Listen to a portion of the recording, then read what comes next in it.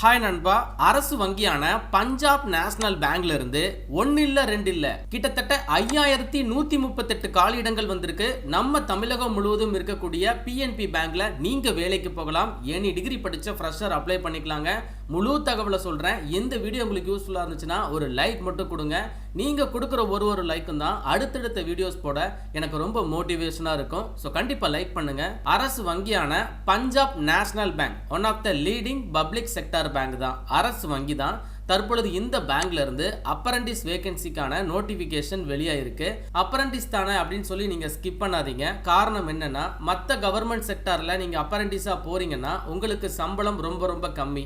இந்த மாதிரி அரசு வங்கிகளில் வரக்கூடிய அப்ரண்டிஸ் ஜாபுக்கு அதிகபட்சம் மந்த்லி 15,000 ரூபாய் வரைக்கும் ஸ்டைஃபண்ட் இருக்கு. எண்ட் ஆஃப் த அப்ரண்டிஸ்ல சர்டிஃபிகேட் இருக்கு. நிறைய விஷயங்களை நீங்க பேங்கிங் செக்டார்ல லேர்ன் பண்ணிக்கலாம். இன்ட்ரெஸ்டடா இருக்கிறவங்க கண்டிப்பா அப்ளை பண்ணுங்க. நாடு முழுவதும் மொத்தமா ஒரு 5138 காலியிடங்கள் வந்திருக்கு. ஆன்லைன் மோட் அப்ளிகேஷன் பிப்ரவரி மாதம் 8ஆம் தேதி ஸ்டார்ட் பண்றாங்க. அதுல இருந்து அப்ளிகேஷன் க்ளோசிங் வந்து பாத்தீங்கன்னா பிப்ரவரி 24. ஸோ டைம் வந்து ரொம்ப கம்மியா தான் இருக்கு. பிப்ரவரி 8ஆம் தேதி ஸ்டார்ட் பண்ணி பிப்ரவரி 24ஆம் தேதி க்ளோஸ் பண்றாங்க. இந்த ஜாபுக்கு இன்டர்வியூலாம் கிடையாதுங்க. ஒரே ஒரு எக்ஸாம் மட்டும்தான். அந்த எக்ஸாம் கூட நீங்க வீட்டில் இருந்தபடி எழுதிக்கலாம். மார்ச் மாதம் முதல் வாரத்தில் உங்களுக்கான எக்ஸாம் இருக்கும் அப்படிங்கிறத டென்டேட்டிவா சொல்லியிருக்காங்க. குறைந்தபட்ச வயது 20 கம்ப்ளீட் ஆயிருக்கணும். அதிகபட்சம் 28 வயது வரைக்கும் இருக்கக்கூடிய ஆண்கள் பெண்கள் தாராளமாக அப்ளை பண்ணிக்கலாங்க. எஸ்சிஎஸ்டி கேண்டிடேட்க்கு கூடுதலாக 5 வருடங்கள் ஏஜ் ரிலாக்சேஷன் கொடுத்திருக்காங்க. ஓபிசி அப்படின்னா பிசி முஸ்லீம், எம்பிசி, டிஎன்சி இவங்க எல்லாருமே ஓபிசி தான். 3 வருடங்கள் வரைக்கும் ஏஜ் ரிலாக்சேஷன் கொடுத்திருக்காங்க. Person with disability, widows candidate எல்லாருக்குமே சென்ட்ரல் கவர்மெண்ட் நார்ம்ஸை பேஸ் பண்ணி ஏஜ் ரிலாக்சேஷன் இருக்கு. இந்த ஜாபுக்கான கல்வி தகுதி எனி டிகிரி படிச்சவங்க அப்ளை பண்ணிக்கலாங்க. எனி டிகிரி, எனி டிசிப்ளின் தாராளமாக அப்ளை பண்ணுங்க. ஃப்ரெஷருக்கான ஆப்பர்ச்சுனிட்டிங்க.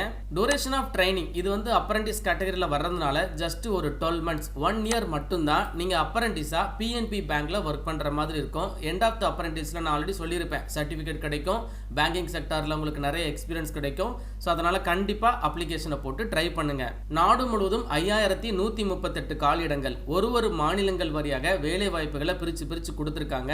நம்ம தமிழகத்தை பொறுத்தளவு 121 காலியிடங்கள் வந்திருக்கு.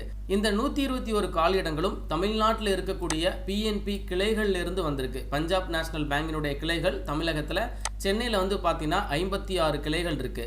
கோயம்புத்தூர்ல வந்து பார்த்தீங்கன்னா 26 கிளைகள் இருக்கு. திருச்சியில 37 கிளைகள். ஸோ தமிழகம் முழுவதும் இருக்கக்கூடிய 38 மாவட்ட மக்களுமே எலிஜிபிள் தான். உங்களுக்கு எந்த மாவட்டத்தில் எந்த கிளைகளில் வேலை வாய்ப்பு வேணும் அப்படிங்கிறத நீங்களே ப்ரிஃபரன்ஸில் சூஸ் பண்ணிக்கலாம். சேலரி எடுத்துக்கிட்டிங்கன்னா உங்களுக்கு ஸ்டைஃபண்ட் ரேஞ்சில் தான் கிடைக்கும். நீங்கள் மற்ற கவர்மெண்ட் செக்டாரில் ஒரு அப்ரண்டிஸாக போகிறீங்க அப்படின்னா 7,000 ரூபாய் 9,000 ரூபாய் வரைக்கும் தான் அதிகபட்சம் உங்களுக்கு ஸ்டைஃபண்ட் இருக்கும். ஆனால் இந்த மாதிரி வங்கிகளுக்குள்ளே வரக்கூடிய அப்ரண்டிஸ் ஜாபுக்கு மெட்ரோ சிட்டிஸ், அதாவது சென்னை, கோயம்புத்தூர், திருச்சி இந்த 3 இடத்துல தான் வேலை வாய்ப்பு. இந்த 3 பிளேஸுமே உங்களுக்கு மெட்ரோ சிட்டிஸில் தான் வருது.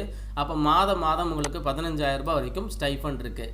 ஒருவேளை இந்த 3 சிட்டிஸில் ஏதாச்சும் ரூரல், செமி அர்பன் ஏரியாவில் உங்களுக்கு பிளேஸ் ஆஃப் போஸ்டிங் போடுறாங்க அப்படின்னா மாதம் 12,300 ரூபாய் வரைக்கும் உங்களுக்கு ஸ்டைஃபண்ட் இருக்கும். எப்படி அப்ளை பண்ணுறதுன்னு சொல்கிறேன். இந்த ஜாபுக்கு ஃபர்ஸ்ட் எல்லாருமே கவர்மெண்டினுடைய nats.education.gov.in இந்த வெப்சைட்குள்ளே போயிட்டு அப்ரண்டிஸ் ஃபார்மை கம்ப்ளீட் பண்ணணும்.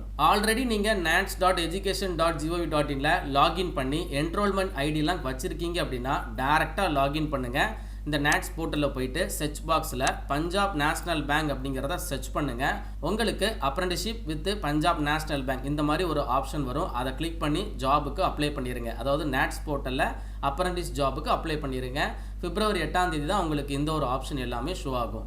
ஸோ நீங்கள் வந்து நேட்ஸ் போர்ட்டலில் இது வரைக்கும் ரிஜிஸ்டரே பண்ணலை அப்படின்னா nats.education.gov.in இந்த வெப்சைட்டை கிளிக் பண்ணி அதில் ஸ்டூடெண்ட் அப்படிங்கிற செக்ஷன் போயிட்டு ரிஜிஸ்ட்ரேஷனை கம்ப்ளீட் பண்ணி என்ரோல்மெண்ட் ஐடியை வாங்குங்க. அதுக்கப்புறம் நீங்கள் லாகின் பண்ணி நான் சொன்ன மாதிரி சர்ச் பண்ணி அப்ரண்டிஸ் அப்ளிகேஷனை கம்ப்ளீட் பண்ணுங்க.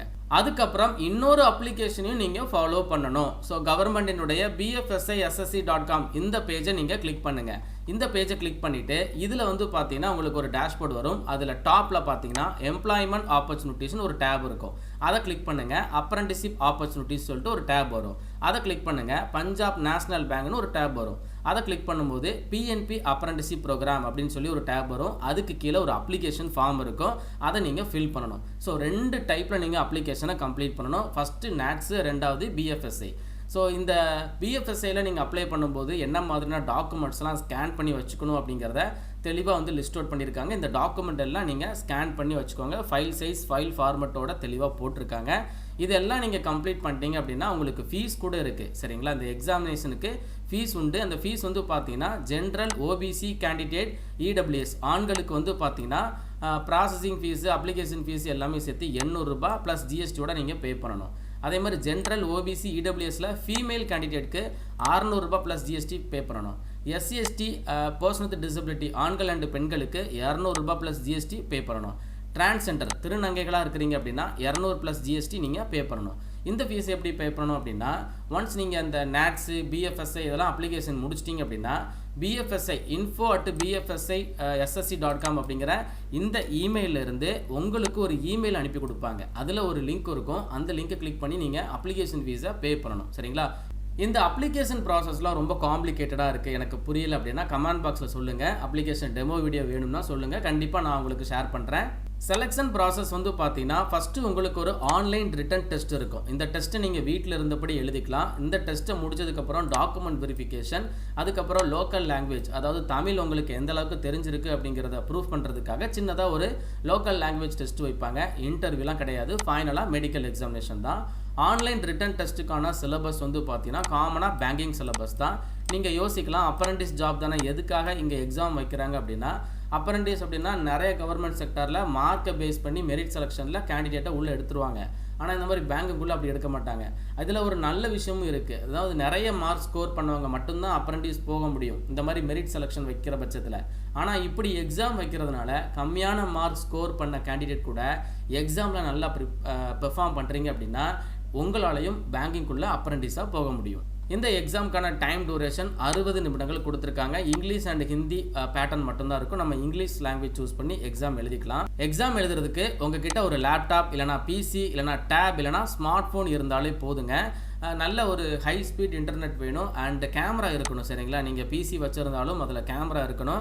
அப்படி இல்லைனா நீங்கள் உங்ககிட்ட இருக்கிற ஸ்மார்ட் ஃபோன் மூலமாக கூட இந்த ஒரு எக்ஸாமை நீங்கள் வீட்டில் இருந்தபடி எழுதிக்கலாங்க. எக்ஸாமுக்கான டேட்டு டென்டேட்டிவாக மார்ச் ஃபர்ஸ்ட் வீக் சொல்லியிருக்காங்க. இன்கேஸ் அது டேட் வந்து சேஞ்ச் ஆகிறதுக்கும் சான்ஸ் இருக்குது. இது ஒரு நல்ல ஆப்பர்ச்சுனிட்டிங்க. இன்ட்ரெஸ்டட் எலிஜிபிள் கேண்டிடேட் உடனே அப்ளிகேஷனை பிப்ரவரி 8ஆம் தேதியிலிருந்து ஃபாலோ பண்ணிக்கோங்க.